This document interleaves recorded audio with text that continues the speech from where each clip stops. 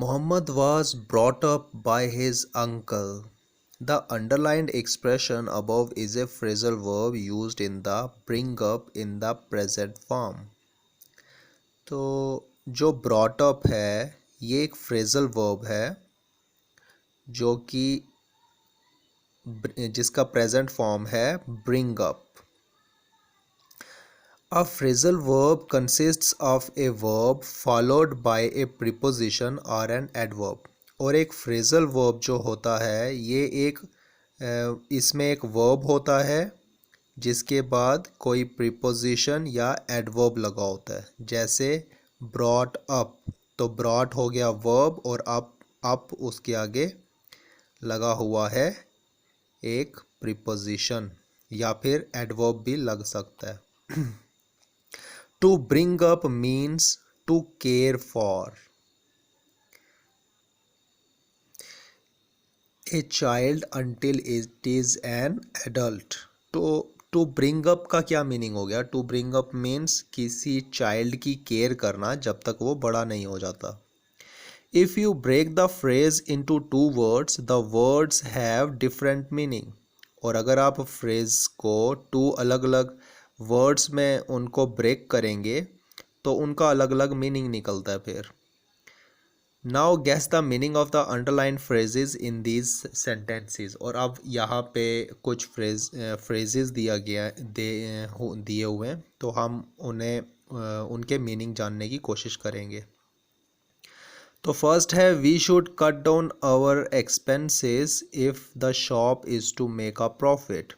तो यहाँ पे कट डाउन का क्या मीनिंग हो गया? We should cut down our expenses. तो हमें हमारे जो एक्सपेंसेस हैं खर्चे हैं वो कट डाउन मीन्स रिड्यूस कम करने पड़ेंगे. तो कट डाउन का यहाँ पे क्या मीनिंग हो गया? रिड्यूस. हमें रिड्यूस करने पड़ेंगे अपने एक्सपेंसेस अगर हमें हमारी शॉप को प्रॉफिट में चलाना है तो.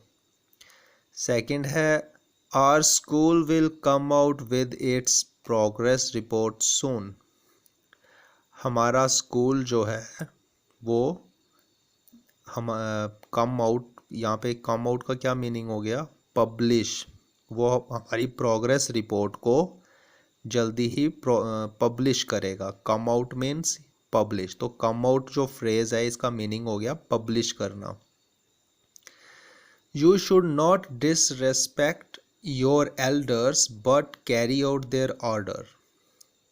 तो यहाँ पे क्या हो गया?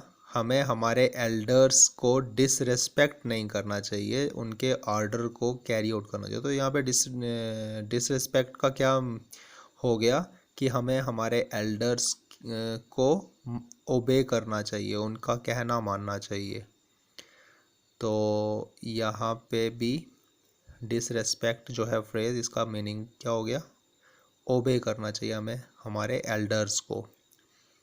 I requested my class teacher for a day off, but he turned my request down. तो यहाँ पे down का क्या मीनिंग हो गया? Down means rejected. तो मैंने मेरे क्लास टीचर को एक दिन के लिए बोला कि मैं ऑफ कर लूँ तो उन्होंने मेरी रिक्वेस्ट को रिजेक्ट कर दिया. डाउन मीन्स यहाँ पे रिजेक्ट हो गया. I don't think he smokes anymore. He gave it up 3 months back. तो gave it up का क्या मीनिंग हो गया? उसने छोड़ दी है, उसने अब स्मोक करना छोड़ दिया है. तो gave it up का मीनिंग यहाँ पे हो गया left means छोड़ देना. The police are looking into the matter. However, no clues have been found yet about the real culprit.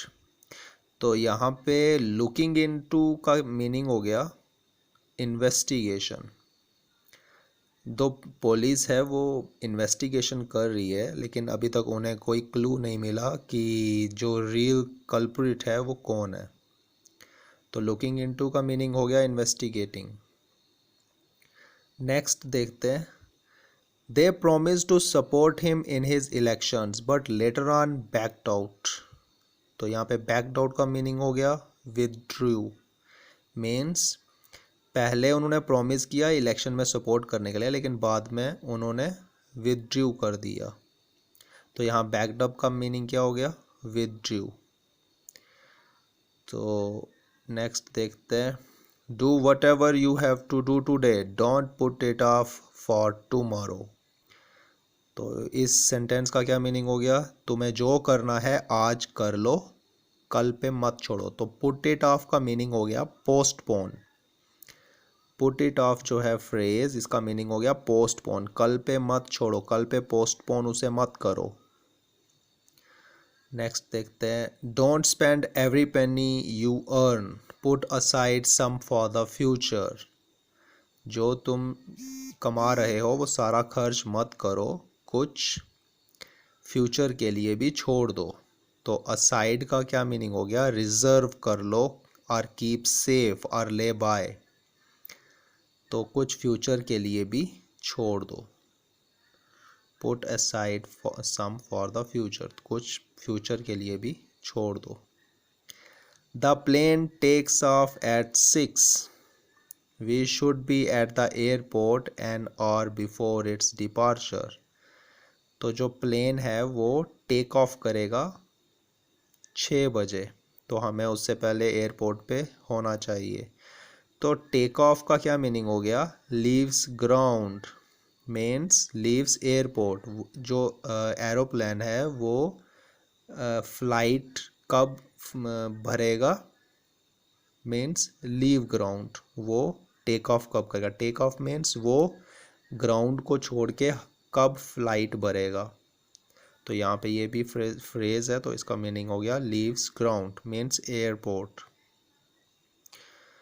उसी तरह से नीचे देखते हैं, grandfather is a compound noun, grand plus father make similar compound words by joining words in A and B.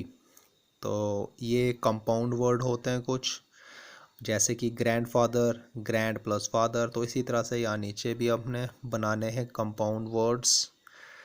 First देखते हैं, walking, walking के साथ आएगा स्टिक, वॉकिंग स्टिक। और feature, feature film, blood pressure, cotton wool, floor वेस, wild life and bedroom. तो ये सभी कंपाउंड वर्ड्स हैं।